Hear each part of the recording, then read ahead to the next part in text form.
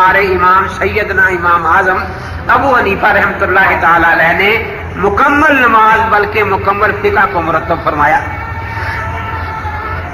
एक साहब तशरीफ लाए, कहने लगे कि हजरत ने फरमाया है सल्लू कमा रअयतुमूनी उसल्ली, उस तरह नमाज पढ़ो जिस तरह मुझे नमाज पढ़ते देखो। तो मैंने कहा भी देखो, मैं तो सीधी बस साफ बात कहता हूं कि मैंने हजरत पाक को नमाज पढ़ते नहीं देखा। तूने देखा है? कहता देखा तो मैंने भी नहीं। फिर मैंने कहा इस पर अमल कैसे होगा? कि जी इस पर अमल कैसे होगा, फिर आप नहीं करते? मैंने कहा हम तो तरीका बताते हैं कि कैसे अमल होगा। हम हैं अहले सुन्नत वल जमात हनफी। हम कहते अल्लाह के नबी पाक को नमाजें पढ़ते सहाबा ने देखा है, और सहाबा को नमाजें पढ़ते हमारे इमाम ने देखा है, सैयदना इमाम आजम अबू हनीफा रहमतुल्लाह ताला अलैह ने, और उसी नमाज को किताबों में जमा करा दिया। इसलिए हमारी नमाज जो है वो तो यकीन हुई है जो इसी तरीके पर है, सल्लू कमा रअयतुमूनी उसल्ली। मुझे कहने लगा कि ये फिक़ह की किताबें तो बाद में लिखकर इमाम अबू हनीफा के जिम्मे लगा दी गई हैं।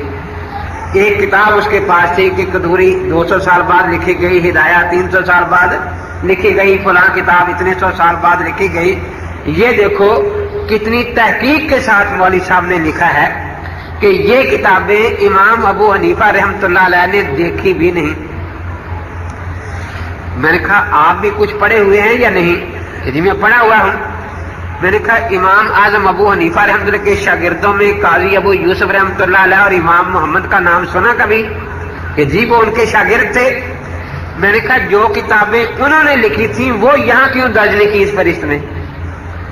आकर जो किताबें इमाम मोहम्मद रहमतुल्लाह ताला अलैह की हैं वो किताबें इमाम अबू हनीफा के पास जो बैठकर लिखी हैं वो इस फरिश्त में जो असल माखज़ और असल किताबें हैं वो क्यों नहीं इसमें आई? अब वो सोचने लगा कि ये तो वाकई किसी ने ज्यादती की है कि वो किताबें क्यों नहीं लिखी, कि वो मौलवी साहब ने कहा है कि ये अजमियों की साजिश थी। मैंने कहा ना काजी अबू यूसुफ अजमी थे, ना इमाम मोहम्मद बिन हसन शहबानी अजमी थे, इसलिए ये अजमियों की साजिश नहीं है। कहने लगे जी वो इसलिए नहीं लिखी कि उनमें हदीसें ज़ईफ थी।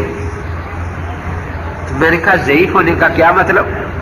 पहले तो कहा करते हैं कि हदीस है नहीं, अगर हम पेश करें फिर कहते हैं ज़ईफ है।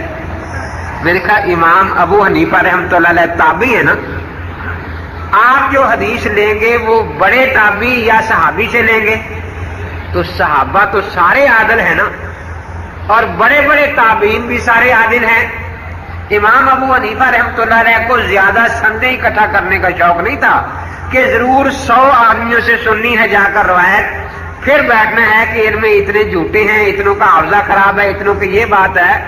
वो इतने फुकाहा से लेते थे, बड़े उलमा से, कि जिनसे एक यकीन हो जाता था। तो मैंने कहा अजीब बात है कि ख्याल कुरान के इमाम को जो हदीस मिली वो तो ज़ईफ मिली। जिस जमाने को अल्लाह के नबी ने ख्याल कुरान फरमाया है और ख्याल कुरान के बाद जो किताबें लिखी गई वो ज्यादा सही हो गई। तो इसका मतलब है कि ख्याल कुरान तो ख्याल कुरान न रहा कि वहां सही हदीसें किसी को मिली नहीं, इतने बड़े इमाम को। मैंने कहा ये तो इस किस्म की बातें अगर आप करेंगे तो मुनकिर हदीस को फायदा होगा।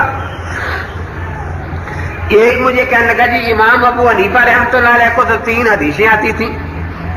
मैंने कहा फिर तो मुनकिर हदीस सच्चे हैं कि पता नहीं ये बाद में कितनी हदीसें कहां से आ गई हैं, क्योंकि इमाम अबू हनीफा रहमतुल्लाह अलैह ने दोनों जमाने पाए हैं, उमवी दौर भी अब्बासी दौर भी। उमवी दौर की भी पूरी कोशिश रही है हुकूमत की कि इमाम अबू हनीफा को वजीर कानून बना दिया जाए, काज़ी क़ज़ा बना दिया जाए। अब्बासी हुकूमत का भी पूरा यही कोशिश कर रही कि इसको काज़ी क़ज़ा बना लिया जाए।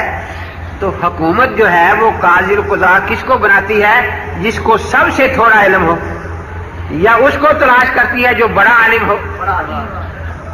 अगर किसी और को 4 हदीसें आती होती तो हुकूमत उसके पीछा करती कि भाई आप काज़ी क़ज़ा और वजीर कानून बने। अबू हनीफा को तो 3 आती हैं, आपको 4 आती हैं। लेकिन दोनों हुकूमतें इस पर बज़िद रही कि इमाम साहब ये ओहदा कबूल फरमाएं, लेकिन इमाम अबू हनीफा रहमतुल्लाह ताला अलैह ने ये ओहदा कबूल नहीं फरमाया। تو جلدی سے کہنے لگا مطلب تو بس اور اعتراض ہوتا ہے نا کہ پھر ابو یوسف نے کیوں قبول کر لیا جب ان کے استاد نے قبول نہیں کیا تھا؟ میں نے کہا ان کے استاد تو قانون کی تدوین کر رہے تھے نا، اگر وہ قبول کر لیتے تدوین رہ جاتی۔ اب چونکہ اس وقت استاد تدوین کر گئے، اب قانون کو چلانا ضروری تھا تو شاگرد نے قبول کر لیا تاکہ اس قانون کو نافذ بھی کر لیا جائے اور چلا کر تجربہ بھی کر لیا جائے۔ تو اس میں استاد کی مخالفت نہیں ہوئی۔ وہ وقت تھا جب وہ اس کو مدون کر رہے تھے، اگر کسی اور طرف مصروف ہو جاتے تو قانون کی تدوین ہی رہ جاتی۔ اور شاگرد نے اب دیکھا کہ قانون مدون ہو گیا ہے اور باوجود حکومت کی مخالفت کے، حکومت نہیں چاہتی کہ کوئی بڑا آدمی زیادہ اونچا ہو جائے، لیکن باوجود حکومت کی مخالفت کے ہر مسجد میں فقہ حنفی پر عمل ہو رہا ہے، ہر عدالت میں قاضی فقہ حنفی پر عمل کر رہا ہے، ہر مدرسے میں فقہ حنفی پڑھائی جا رہی ہے۔ اب حکومت کو پھر جھکنا پڑا کہ جب فقہ حنفی ہر عدالت میں، ہر مسجد میں، ہر مدرسے میں، ہر گھر میں اپنی جگہ بنا چکی ہے تو اس کی سرپرستی کے لیے امام ابو حنیفہ کے شاگرد کو ہی قاضی قضا بنایا جائے۔ چنانچہ قاضی ابو یوسف رحمۃ اللہ تعالی علیہ کو پھر یہ عہدہ عطا فرمایا گیا۔ اب سب سے بڑی چیز ہے ایمان کے بعد